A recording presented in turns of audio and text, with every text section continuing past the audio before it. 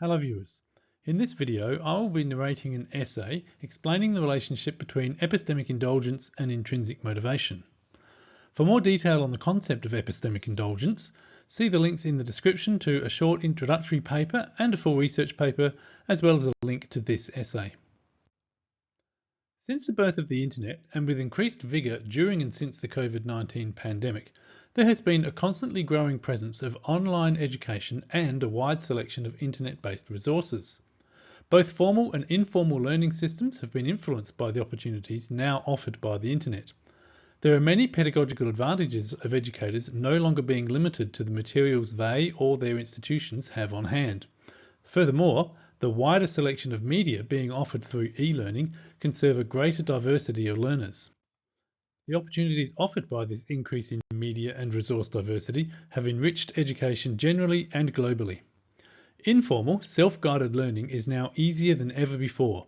Knowledge is freely, easily, and quickly available. A person wanting to learn how to undertake formally exclusive tasks, including such diverse skills as cabinet making, welding, audio engineering, or even repairing their telephone, etc., can use online resources to educate themselves without the need for formal training. However, this technological development has a price: epistemic indulgence. Self-guided learners using online resources to teach themselves have the freedom to learn whatever they choose, in whatever order, using whatever resources they find best suits them and their whims. There is an absence of important pedagogical practices, including scaffolding and formative assessment. This format of learning is curiosity-driven. Cheng defines curiosity as an intrinsic motivational state in which an individual is eager to explore new information or knowledge, and Cheng claims epistemic curiosity is evoked by the deprivation of information or knowledge.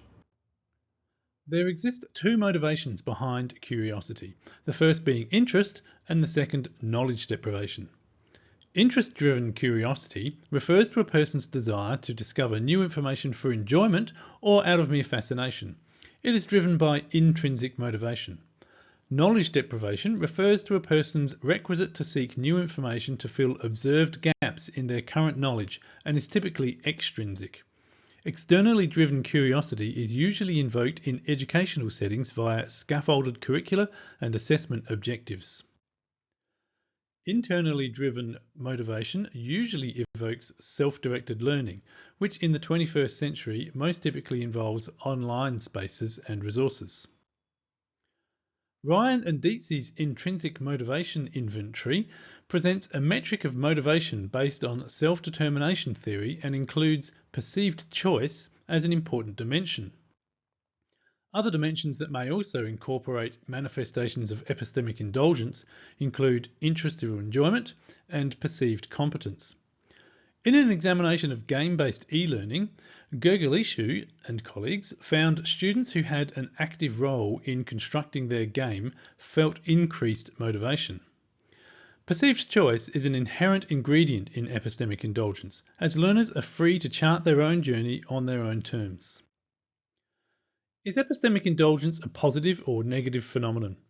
From the learner's perspectives, it certainly helps boost intrinsic motivation by having the freedom to learn what they perceive as the most exciting or interesting.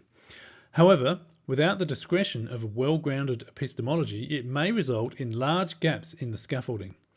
This could be harmless and actually even arguably potentially beneficial for a learner in, say, for example, the creative arts.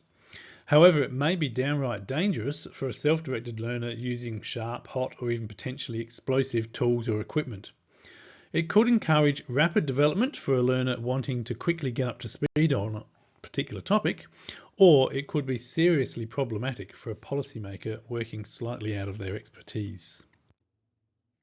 Thanks for watching. As I said earlier, in the description there's links to this essay and an introductory essay on epistemic indulgence, and in fact my full research paper where I explore the concept in a lot more detail, particularly around the concept of learning music in online environments.